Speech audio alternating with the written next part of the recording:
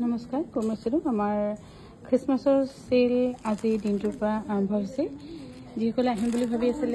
আজি দিনটোৰ পৰা আহিব পাৰিব আৰু আমাৰ এনি মেইন সেট আপোনালোকে পিক কৰিব পাৰিব লব পাৰিব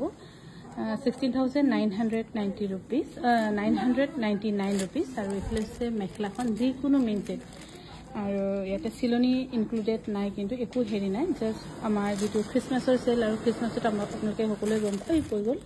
আমি বহুত হেভি সেল দিও বুলি আৰু 16,999 এনি মেইন সেট আপোনালোকে ইয়াৰ পৰা যিকোনো মেইন সেট লব পাৰিব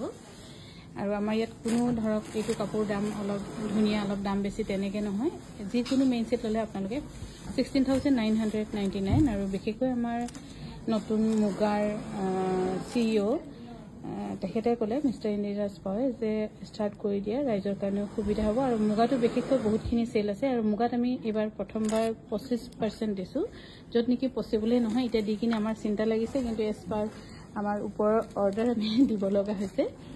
আৰু এইযোৰ হৈছে গোটেইখিনি 16,999 টকা আৰু ইফালে হৈছে 16,999 টকা এনি মেইন সেট আৰু সেকেন্ড সেট আপোনালোকে